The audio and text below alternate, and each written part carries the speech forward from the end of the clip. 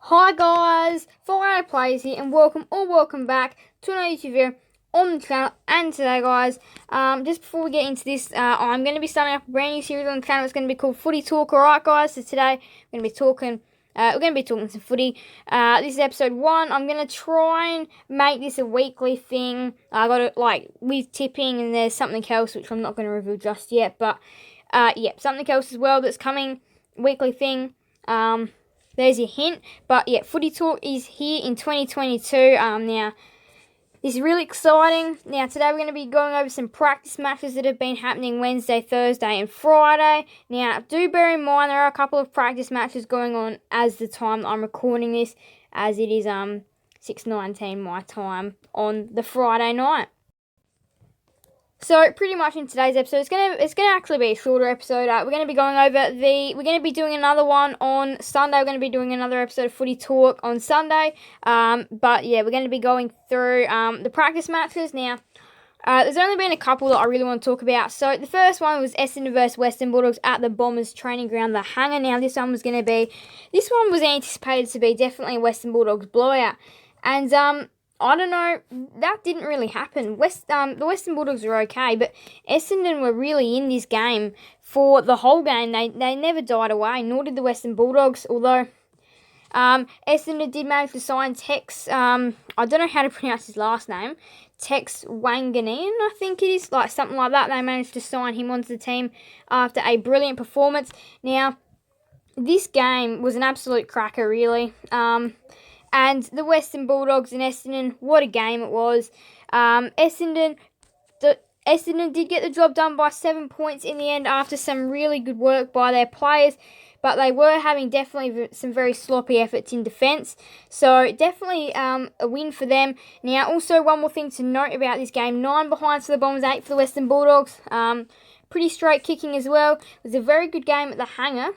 Jordan really also took a hanger at the Hangar for the Bombers. But yeah, it was a good start for the Bombers to really, it's an unofficial practice match. So to say, what does this say? Like, what does this go towards? Doesn't really go towards anything. It does go towards pride, but it doesn't really go towards too much. It doesn't really go towards the season or anything like this. This is a good start for the Bombers, though, especially as they're a team looking to make the top 8 in 2022. Very exciting start. Again, they're a younger list. They looked good in that training game. So, yeah, good job on the Essendon Football Club as well. So that's how that one went for Essendon. They played a very good game. And yeah, full credit to them for their good game.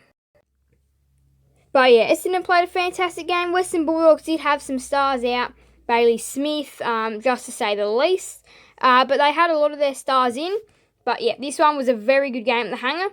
But again, congratulations to Essendon getting a 7-point win over last year's grand finalists. That's a good start to their year. So on the Thursday, I had another very interesting practice match. Now, this one was definitely anticipated to be a very good game. And, well, boy, did we get that. We absolutely got that. We got that plus more. This was a fantastic practice game. Now, again, probably in the scores, you'd be thinking it's a little bit closer than what it actually was. Although St Kilda did come back late in the fourth term to level the score 6-0. Carlton managed to get a late goal and then a behind, which absolutely sealed the deal for them. Farah Hewitt playing some fantastic games for Carlton. So they were really good. Although on the other hand, they were also missing Walsh. I'm pretty sure they were missing Mackay. So they were missing some players as well that were pretty important to their team. So congratulations. Michael Voss would have been very happy as well. Now for the Saints, got some work to do. They let Carlton get a 5-goal opening term. Which they're very lucky that Carlton only kicked 4 goals in the next 3 quarters, really, and that allowed a path for a comeback, really. St Kilda looked out of this game at quarter time. They came back. They played well. That's what got them to the score of 60. But Carlton just too good, too strong in the end, and their recruits paying off really well for Carlton. Farah, definitely worth pick 6. He came in, looked at home. Hewitt, same thing, and they just rolled really well, Carlton, and St Kilda just could not win that game. And yeah, it was a good practice match though, especially when it went to 6-all in that final term. It was like, oh, who's going to win this one? Carlton ran away with it in the end, which they were probably the more deserving team, especially after their 5-goal start in the first term.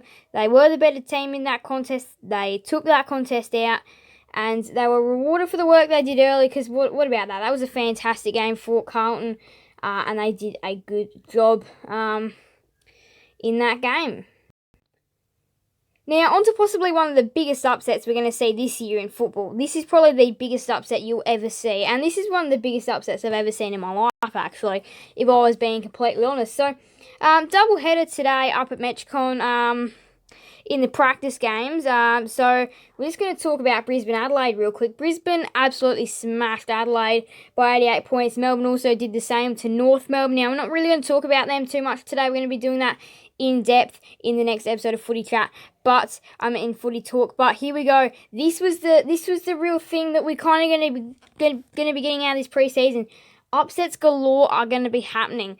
Now, of course, we saw the one with Essendon, and again with Carlton. Probably not the teams that you'd think would win. Now, this one's even more mind-blowing. Gold Coast versus Port Adelaide up in Edgecon this afternoon. And we all thought Port Adelaide were going to smash the Suns, as what they've done so many times in the past. And Gold Coast just said, no, that's not happening today. Port Adelaide brought their full-strength team. The only person they were missing was Charlie Dixon.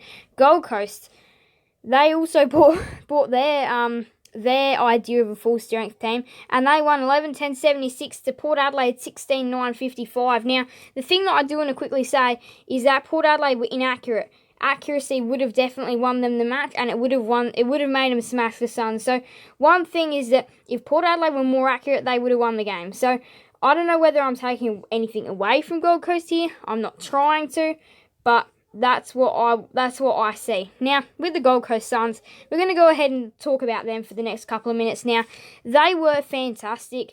I remember this clearly from a couple of hours ago. Just looking at that first quarter, watching that first quarter, it was crazy. It was crazy, mind-blowing crazy. Gold Coast were just kicking goals after goals, 38-11 at quarter time. I was mind-blown when I saw that.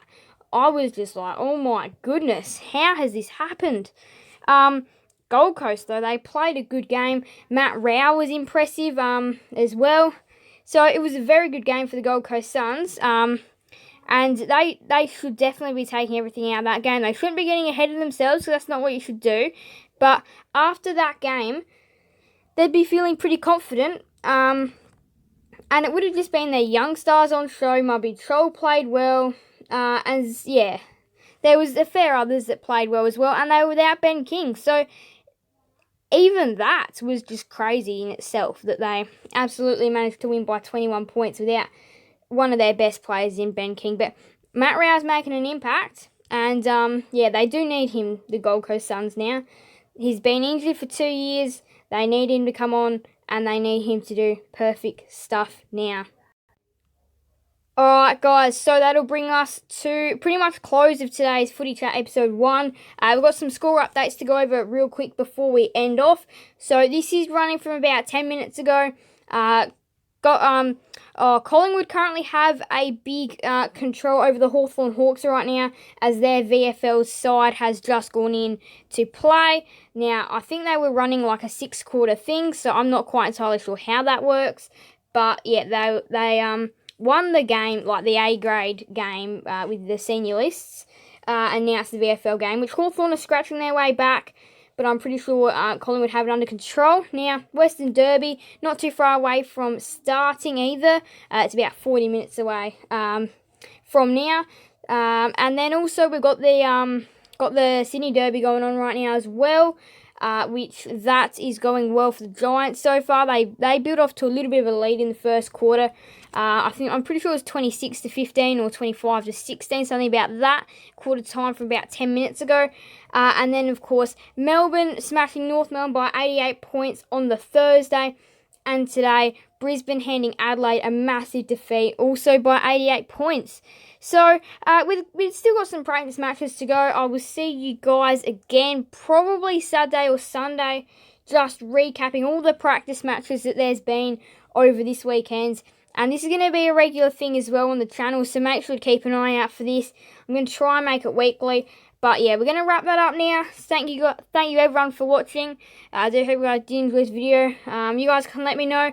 I want you guys to be a part of this. Now, again, next episode, you guys can leave your thoughts. You guys can leave your thoughts in the comment section. And yeah.